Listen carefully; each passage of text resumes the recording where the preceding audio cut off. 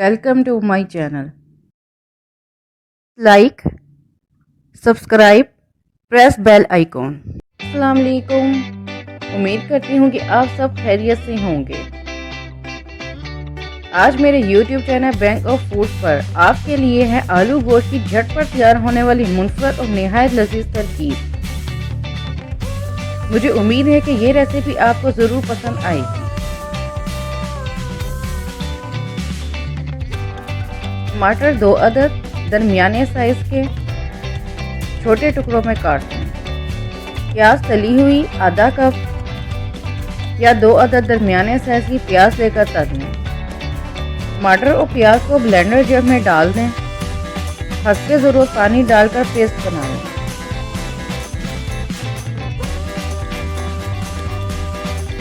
दही 1 कप, कौरमा मसाला तैयारशुदा 50 ग्राम। ये national company की नई पैकिंग है। इसमें 2 साशे हैं, एक 86 ग्राम और दूसरा 5 ग्राम। अगर गोश्त 1 किलो पका रहे हैं तो 86 ग्राम वाला साशा इस्तेमाल करें। अगर गोश्त 1.5 किलो से 2 किलो है तो दोनों साशे इस्तेमाल करें। इसमें मज़ीद कोई मसाला चार शामिल ना करें। कौरमा मसाला को दही में शामिल कर दें और अच्छी तरह मिक्स कर लें। प्रेशर कुकर में 200 ml कुकिंग ऑयल डाल दें। चूल्हा जलाकर फ्लेम लो रखें। दालचीनी 1 टुकड़ा, बड़ी इलायची 2 अदद, साबुत काली मिर्च 12 अदद, लौंग 6 अदद, तेज़पत्ता 1 अदद कुकिंग ऑयल में डाल दें और खुशबू उठने दें। अब इसमें 2 खाने के चम्मच लहसुन अदरक का पेस्ट डाल दें। थोड़ी देर भून लें। अब इसमें प्याज और टमाटर का पेस्ट डाल दें। अच्छी तरह भून लें जब तक कुकिंग ऑयल पेस्ट के ऊपर ना आ जाए।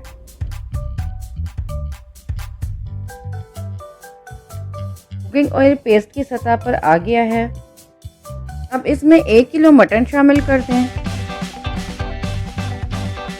अच्छी तरह मिक्स कर लें। कौरमा मसाला मिक्स की हुई दही डाल दें। 250 ml वाले 4 कप तकरीबन 1 लीटर पानी डाल दें। अच्छी तरह मिक्स कर लें। प्रेशर कुकर का ढक्कन लगा दें। वेट रख दें। जब वेट घूमने लगे तो टाइम नोट कर लें। 15 मिनट तक पकने दें। 15 मिनट के बाद चूल्हा बंद कर दें।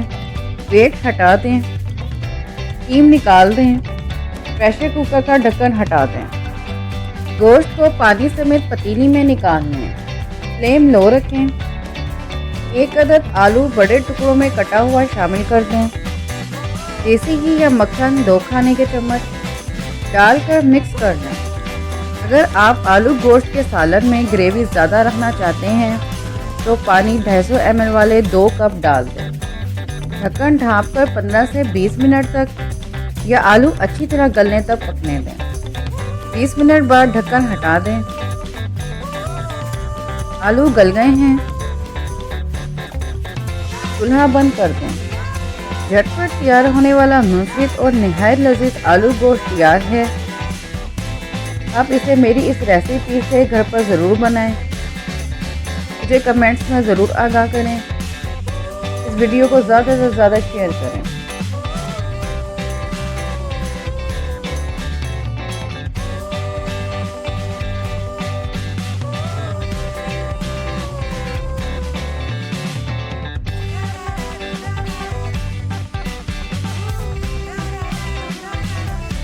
मेरी वीडियो देखने का बहुत बहुत शुक्रिया।